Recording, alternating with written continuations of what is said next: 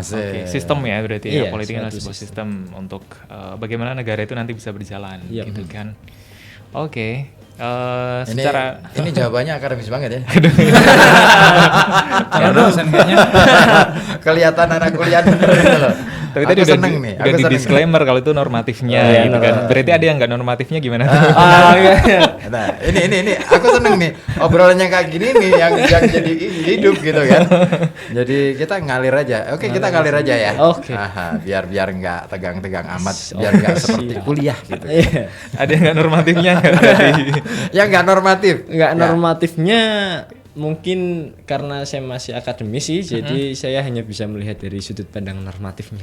Ini jawabannya diplomatis sekali. Jawaban ini ya. Anak hukum nggak bisa diplomatis. Belum terjun di yang namanya politik praktis, jadi cuman bisa melihat dari luarnya saja. Oke. Nah, lihat dari luar berarti kan sudah pernah lihat. Iya. Apa Menurut penglihatanmu. Oh iya. Menurut penglihatan dari luar, itu gimana? pokoknya kita pepet aja terus.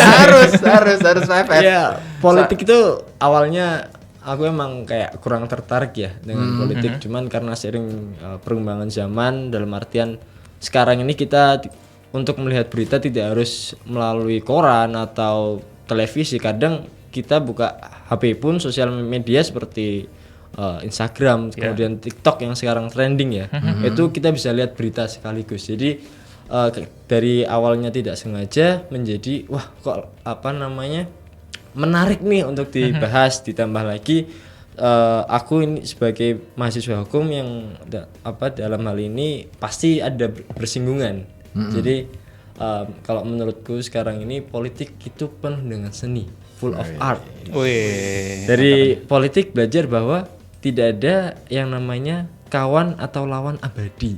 Semua itu pasti akan sirna seiring berjalannya waktu, seiring adanya suatu kebutuhan. Oke. Itu dari sisi pelaku. Iya, Itu dari sisi pelaku. Nggak ada kawan abadi, nggak ada lawan abadi. Persoalannya kan dari sisi penonton. Nah, itu loh. Kadangkala orang kan ya kita tahu lah ya. Nggak usah jauh-jauh. Pengalaman kemarin aja 2019. Ini cukup menguras energi yang luar biasa gitu kan. Sampai-sampai banyak orang loh yang akhirnya nggak percaya sama politik. Iya. Apatis banget sama politik, jadi nggak mau terlibat gimana sedikit pun. Nah itu. Ini aku nggak Banyak yang jebak loh. cedera. Iya, ada luka gitu kan. Tercederai. Ada luka yang mendalam. Ya itu bukan salah politik sih sebenarnya. Apa ya? Oknumnya aja sih yang membuat itu akhirnya wacana yang berkembang di media sosial, wacana yang berkembang di pemberitaan-pemberitaan ini kadangkala kan membuat orang akhirnya yang nggak paham bahwa politik adalah seni mengelola hidup gitu kan, itu akhirnya kan ngerasa bahwa wah kayak gini sih politik, aku nggak mau gitu loh. Nah itu gimana tuh? Ya mungkin akar permasalahannya mungkin kalau kita lihat dari politik 2019 lalu adalah rasa atau pemahaman masyarakat tentang media sosial itu masih minim. Karena dari situ sebagai masyarakat terutama yang masih kagok terhadap teknologi tidak bisa yang namanya filter mana berita yang hoax atau mana yang asli. Jadi dari situ timbullah atau ada stigma bahwa politik itu istilahnya ya jelek lah. Padahal kan sebenarnya apa namanya itu bisa terjadi atau masalah itu bisa terjadi karena masyarakat itu sendiri tidak paham atau tidak bisa memfilter mana berita yang asli atau mana berita yang hoax gitu ya. gitu.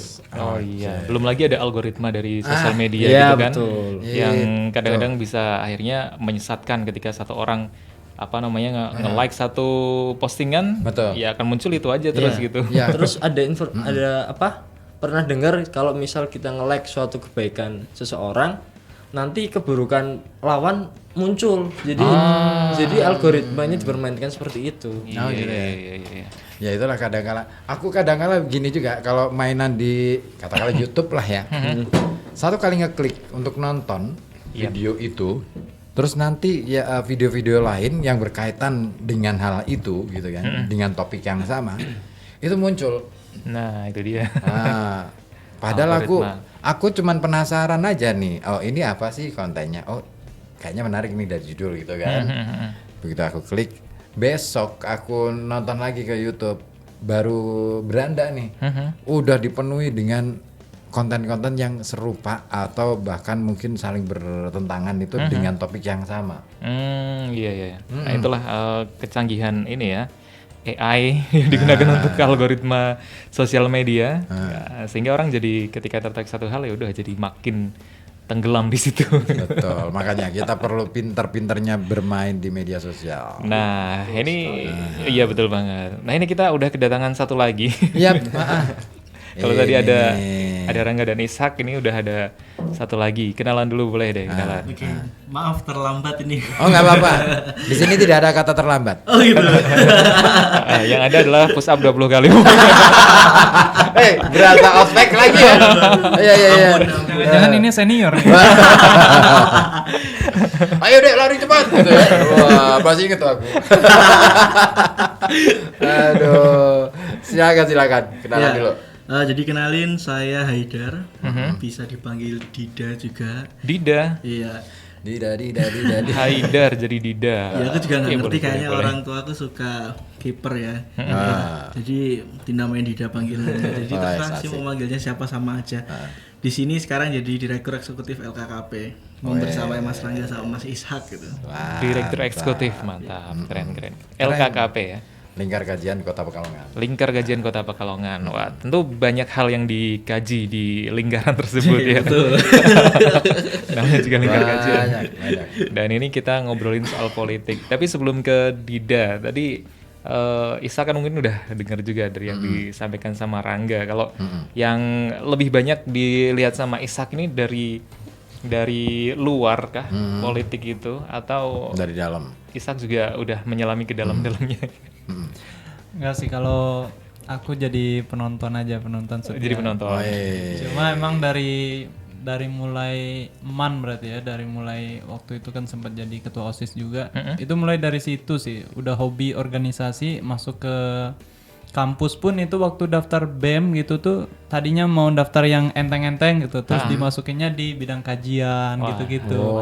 Jadi akhirnya kan kita harus terpaksa update tentang politik-politik gitu. Cuma yang aku lihat tuh politik seru ya, karena jadi tools atau jadi alat negara itu tetap berlanjut gitu. Karena mau seapatis apapun orang, mau enggak sebuta orang ngelihat politik, tetap dia akan terkait dengan politik. Karena semua yang dia rasakan sekarang kayak harga sembako berapa itu kan produk-produk dari politik semua. Jadi mau dia ngomong suka nggak suka pun dia tetap akan terkait dengan politik. Kalau aku sih mandangnya kayak gitu. Jadi tinggal gimana kita ngambil peran aja. Mau ikut campur, mau melek, atau mau emang ya nerima aja gitu. Sengsara ya protes, nggak sengsara ya bahagia gitu doang. Nerimo yang pandum gitu ya. Cuma aku suka tadi yang bahas tentang 2019 karena banyak yang terjadi di situ. Ada betul. Sampai cebong sama kardun kan waktu betul. itu, terus juga politisasi agama gitu kan, ada membawa agama dalam politik gitu kan waktu kampanyenya. Terus juga ada yang tadinya berseberangan tiba-tiba jadi satu gitu. Itu sih yang bikin orang kayaknya banyak patah hatinya di situ. Ya kan? Tadinya ada pendukung pendukung setianya dia, tahu-tahu pas dia kalah ternyata masuk dalam kabinet. Nah, itu tadi tidak ada iya lawan kan? abadi Iya, ya. tidak ada kawan. Tapi itu justru menarik ya, karena itu diakuin dunia juga kalau demokratis yang paling stabil itu ya kita gitu. Karena gabungnya antara musuh, antar rival itu bisa jadi satu, tuh keren gitu. Jadi stabilin politik. Terus juga ya menurut aku tetap dari awal dia masuk juga tetap ada omongan buat ini loh jembatan kalau mau maju lagi. Ini loh dikasih panggung, mau nggak gitu kan. Kira-kira kayak gitulah. Ya, keren. Demokrasi kekeluargaan. Ini semuanya dianggap keluarga gitu kan. Ya, Semuanya. asasnya kan memang kekeluargaan. Betul. Ya, Jadi yang namanya kekeluargaan itu mau keluarga jauh mau keluarga dekat tetap keluarga. iya, ini kita berkeluarga sebagai bangsa Indonesia begitu kan maksudnya. Kan ya film yang kita tonton Keluarga Cemara. Keluarga Cemara, Iya. inspiring banget kan itu. Mahkamah keluarga. Wah, Ishak lo ya. Ya, Pak yang ngomong Ishak ya, bukan aku. Aku Kita cuma ngomong ngomongin keluarga film. Cemara Iya, ya. keluarga Cemara. Apa itu pamanku kok. Ya, itu inspirasi kita dalam ini ya, kehidupan kita tuh berkeluarga, demokrasi berkeluarga. Nah, tentu tadi kalau misalkan dibilang politik ini ternyata seru juga gitu. Nah, serunya itu seseru apa sih, apakah gitu. serupa dengan acara komedi? Jadi akhirnya jadi politik ini hiburan doang gitu. Atau gitu gimana? ya. Kayak stand up aja gitu Nah, ya. iya kan. Tapi memang seru gitu. Iya. Kalau bagi saya sendiri kadang-kadang emang kayak lebih lucu sih dari komedian kadang-kadang gitu. Iya, komedian aja sampai ini ya, sampai emosi ketika lihat politik seperti itu gitu kan. Mereka emosi karena mungkin aduh ini kelucuanku dikalahkan oleh mereka. Jadi inferior kan. Kok mereka lebih lucu gitu. Gimana Isa? Gitu nggak sih? Seru apa tuh? Kalau aku ngelihat serunya itu karena apa namanya ya, kayak banyak yang harus kita terka gitu.